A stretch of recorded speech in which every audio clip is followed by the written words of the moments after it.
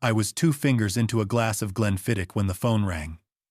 8:42 p.m.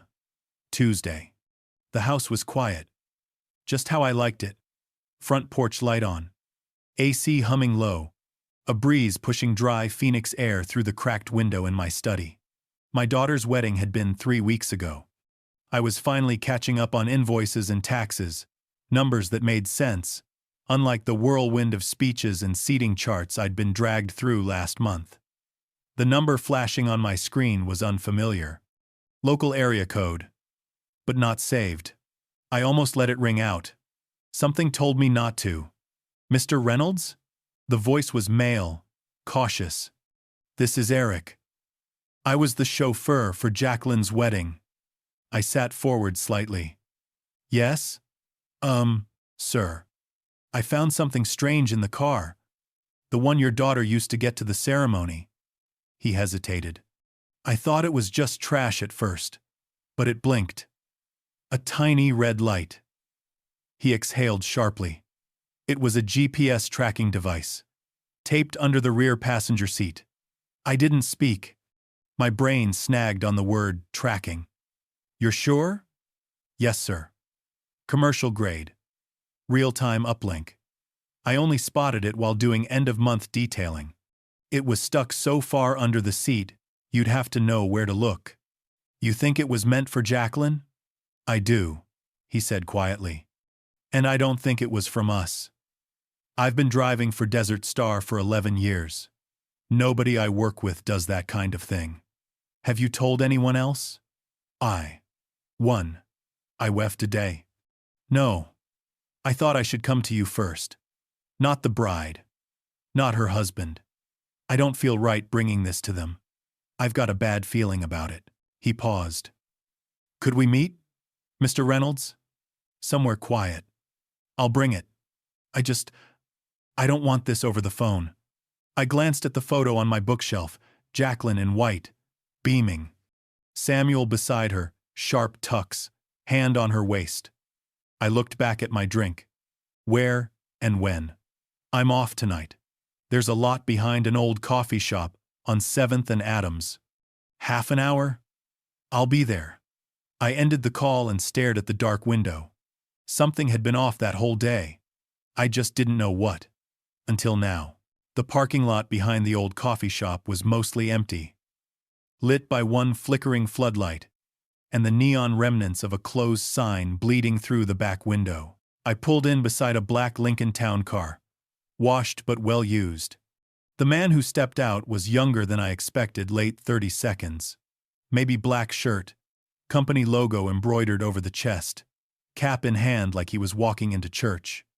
Mr. Reynolds, he said, offering a handshake. Eric. His grip was firm but hesitant, like he wasn't sure if he should have come. Thanks for meeting me, he added. I didn't know who else to call. I nodded once. Let's see it. He popped the rear passenger door and reached under the seat with practiced precision. When his hand came back up, it was holding a small black rectangle, slightly scuffed, a magnetic strip on one side, and a blinking red diode on the other. This is it. He handed it to me carefully, like it might explode. It was heavier than it looked. Cold. Real. That's military grade or damn close, he said. Found it 3 nights ago. Didn't touch it until I asked a buddy of mine. He works in private security. Said it's a tracker, sends real-time coordinates to whoever planted it. They can monitor everything from their phone. And you're sure it wasn't put there by your company? Positive. This car's locked every night. I did a full sweep before the wedding. It wasn't there then. Which means someone planted it the day of, or the night before. He looked at me. Serious now. Whoever did it had access. Knew which car she'd be in. Probably knew her schedule. I stared at the device. My jaw clenched. You think it was meant for Jacqueline? I do, he said. Groom didn't ride with her, did he? No. They met at the venue. Then someone wanted to track her, not him. The wind kicked up some dust. Eric adjusted his hat. "Sir, I know it's not my place, but you should ask her if she's okay. Something about this feels wrong." I slid the tracker into my coat pocket. "Thanks for coming forward." He nodded. "Be careful." As I drove home, my hands tightened on the wheel. Someone had wanted to know where my daughter was on her wedding day, and maybe every day after. Sleep didn't come that night. I lay in bed, eyes open, listening to the steady hum of the ceiling fan and the occasional tick of the house settling. The GPS tracker sat on my nightstand like it was daring me to close my eyes. I kept seeing Jacqueline in her wedding dress, beautiful, yes, but something about her expression that day gnawed at me now. She smiled for the camera, laughed at the right times. But her eyes, they weren't where they should have been. They kept drifting. To the exit. To the floor. To Samuel. And him, God. He wouldn't stop looking at his phone. All day. I noticed it at the altar, tucked into his palm between vows, and again at the reception. Even during the toast Jacqueline's sister gave. Wendy had stumbled through some half-hearted joke about growing up together and how Sam really knows how to take charge, and Jacqueline had flinched. Subtle, but I saw it. I'd brushed it off then. Nerves, I'd told myself. Everyone's on edge at weddings.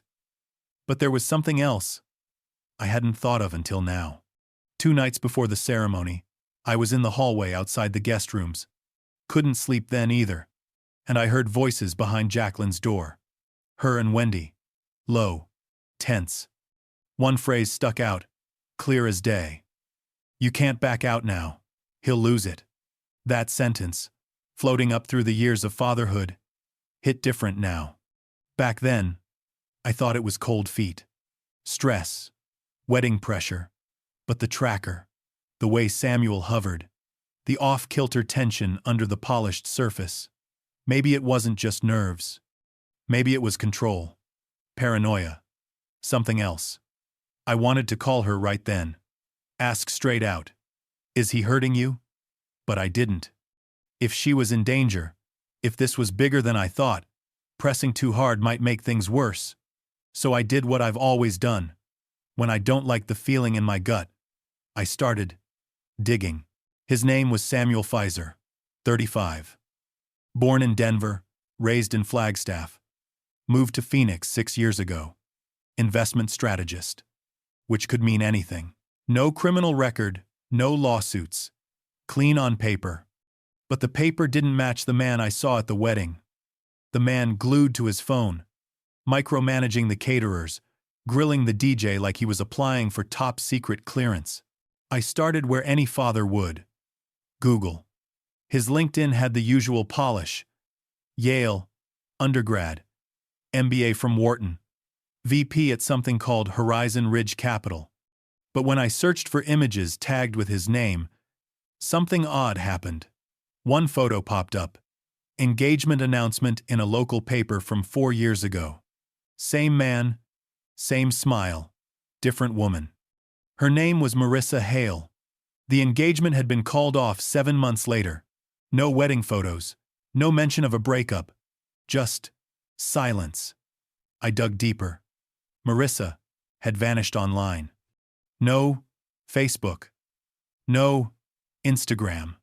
No mentions of Horizon Ridge, even though she'd reportedly worked there too. That felt deliberate. I reached out to an old friend, Mark Jensen. He used to handle security consulting for corporate clients. I knew how to read between the lines. Told him I was looking into a business associate. Gave him Samuel's full name. That evening, Mark called back. "You didn't hear this from me," he said. "But when your guy worked at Horizon Ridge, there was an internal HR investigation." "For what?" I asked. "It's sealed." But it was serious enough that they paid his severance in full and changed their internal policy language after. My contact says they called it a sensitive personal conduct incident. I let that phrase roll over in my head like acid. Personal conduct. Not performance. Not financial. Not technical. Personal. Anything else? I asked. Mark hesitated. The ex-fiancée? She had security software wipe all public-facing data about her after they split. That's not normal. That's fear. After I hung up, I sat in the dark for a long time, the weight of it pressing in. My daughter married a man who'd left shadows behind him. And now, one of them had followed us home. I told myself I wasn't going to barge in like some panicked parent, so I made up something small, an excuse about dropping off a vintage cookbook her mother used to love. Jacqueline had always been sentimental. I figured it would get me in the door without a swarm of questions. She answered on the second knock, and the moment I saw her, something in my chest twisted. She looked dimmer. Not sick, not unkempt, just hollowed out around the edges, dark circles under her eyes, hair pulled back haphazardly, a smile that didn't even try to reach her eyes. "Dad," she said softly, stepping aside. "You didn't have to come all the way out here." "I was in the area," I lied. "Thought I'd bring you this." She held the cookbook like she was afraid it might break. We made small talk in the kitchen. Safe topics. Surface level. The usual dance parents do when they're searching for cracks. But the cracks were already there. She jumped when her phone buzzed. Her shoulders tightened every time it lit up on the counter. And when she thought I wasn't looking, she pushed it face down beneath a dish towel like she was hiding contraband. I waited until she made tea and sat across from me at the small table she'd decorated with succulents and candles. Wedding gifts. I remembered. "How are things with Samuel?" I asked it lightly, like it was routine. Her breath caught. Barely, but I heard it. She looked down at her hands, twisting her wedding band around her finger. "Good," she said. Forced. Fragile. I didn't say anything, just waited. She lasted 6 seconds. Then her face crumpled. "Dad, I think something's wrong." And the words came tumbling out slow at first, then in a rush, like a dam giving way. Samuel checked her phone constantly. Not just glancing, digging, reading messages, scrolling through call logs, demanding her calendar, examining every appointment. "He says it's just being thorough," she whispered. "That married couples shouldn't have secrets." I clenched my jaw but stayed quiet. She wiped at her eyes with the sleeve of her sweater. At first I thought it was protective. Sweet. Even. But now he keeps asking where I am. If I'm 5 minutes late. He questions who I talk to. He tracks my location. He says it's automatic with the family sharing app, but I never signed up for that. Her voice trembled. "Dad, I feel like I'm being watched all the time. I don't know what to do." I reached across the table and took her hand. And right then, I made a quiet promise. Whatever this was, wherever it led, she wouldn't face it alone. The tracker felt heavier when I held it again, like it knew more secrets than it had any right to. I didn't waste time. The morning after seeing Jacqueline, I drove across town to a small office wedged between a tax service and a locksmith. The windows were dark, the sign unassuming. Hayes Investigations. Mark Hayes had worked military intel before turning private. Not cheap, but thorough. The kind of man who could peel back a life like wallpaper. He took the device from me with careful hands, turning it over like a jeweler inspecting a gem. "This isn't hobby grade," he said. "This is the sort of thing suspicious executives buy when they don't want to hire someone licensed. Can you trace it?" "Maybe," he said. But whoever set it up knew what they were doing. Over the next few days, Mark worked with the quiet focus of a surgeon. Every evening, he sent short updates, encrypted emails, sparse messages, working on identifying the SIM, tracing data pings, encrypted routing intentional. On the 4th day, he called me in. His face was tighter than usual. "Good news and bad news," he said. "Start with the truth," I replied. Billing goes through a shell LLC. No physical office, no employees, no tax footprint. Designed to vanish. And? Mark slid a folder across the table. Inside was a printed web of corporate ties, all thin and shadowy. But one line stood out. HRZ, Holdings Horizon Ridge Capital. Samuel's old firm. So his employer planted it? I asked. Or someone who used to work there. These companies spin off entities like spiderwebs. But the connection is real. This wasn't some random stalker. This was intentional. Personal. I felt that word burrow in. Personal. Mark wasn't finished. He tapped another page. I pulled county records. Your son-in-law has a sealed entry in the court system, 2 years old. Civil. Not criminal. But flagged as domestic in nature. My stomach sank. Restraining order? Yes. Filed by his ex-fiancée. Marissa. Mark nodded. Judge sealed it at her request.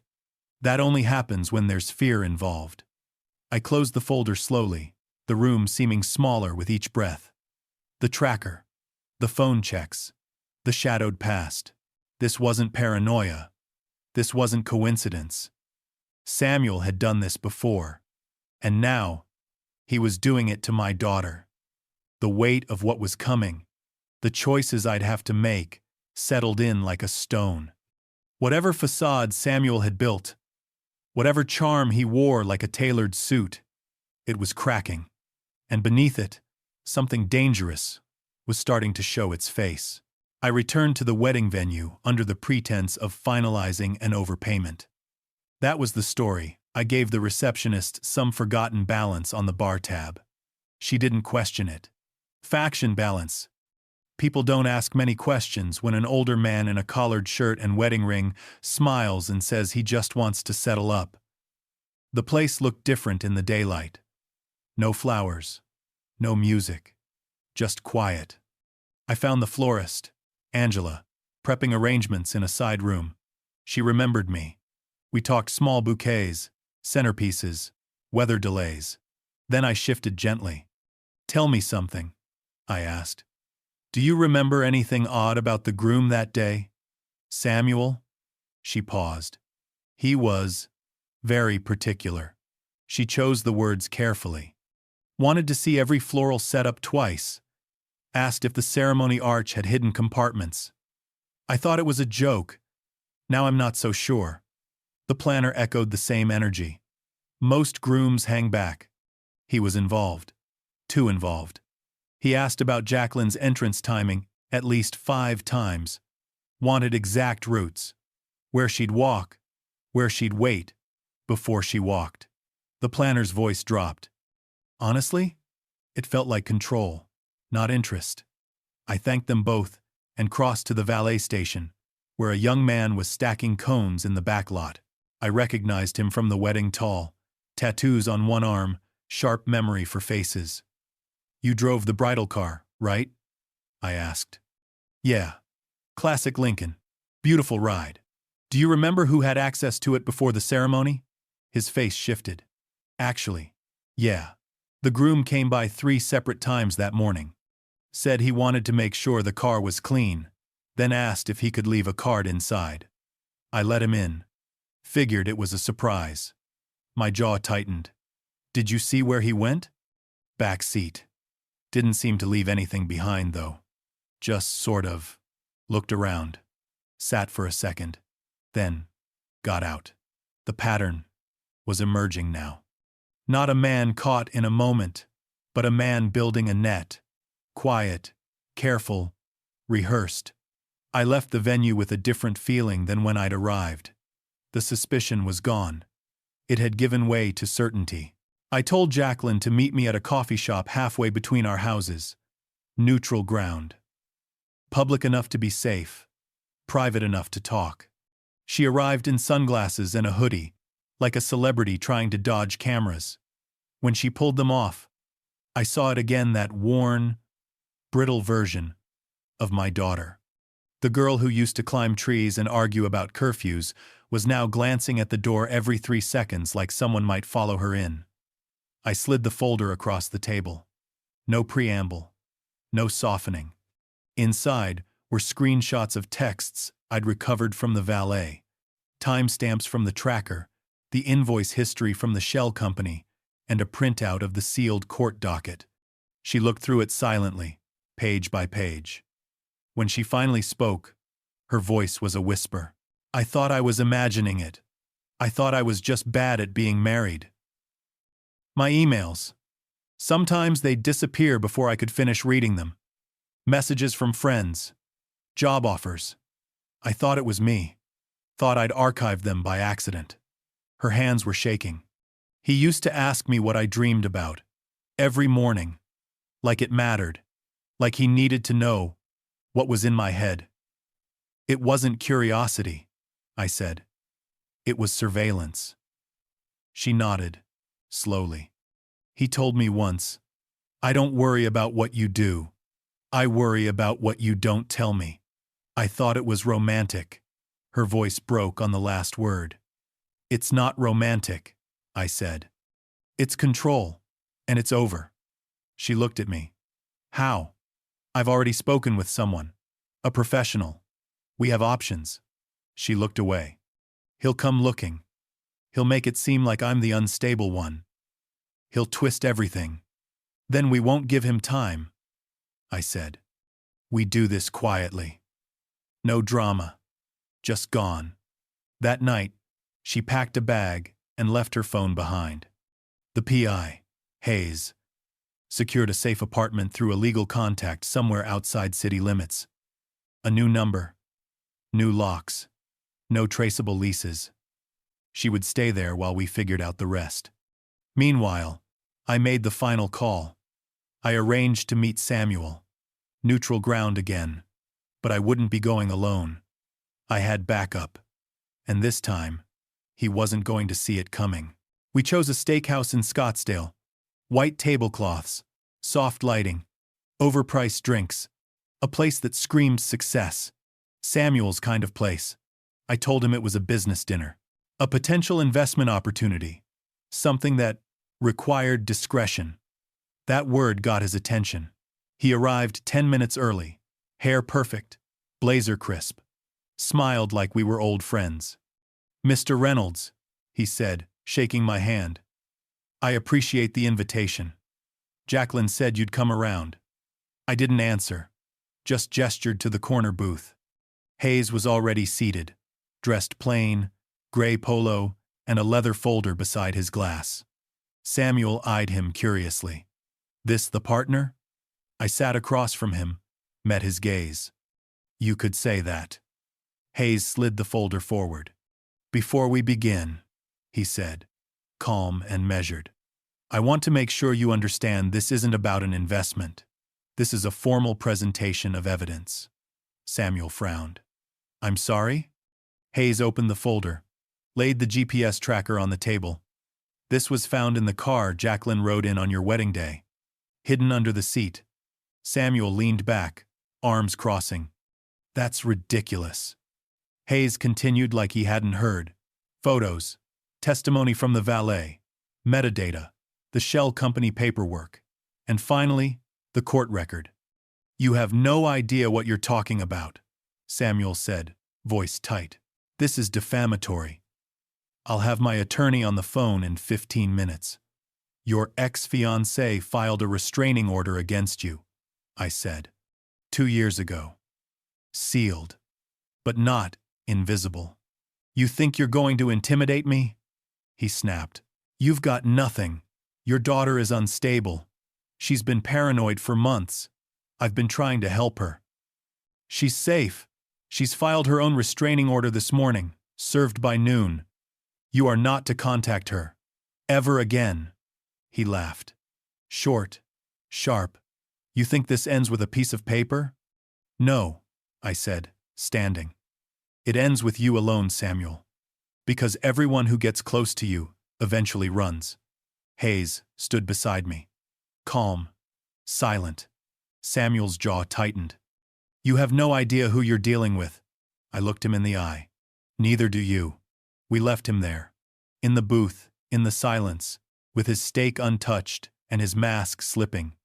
The room felt colder as we walked out. But lighter, too. Something had finally broken. It's strange how quickly life can shift from chaos to silence. 3 weeks later, Jacqueline was staying with a friend north of the city. A quiet place, with gated entry and big windows that let in morning light. She'd started therapy. Twice a week. Said it helped organize the noise. Said it helped her feel like herself again. She texted me sometimes. Pictures of coffee. A passage from a book. A line from one of her old journals she'd found in storage.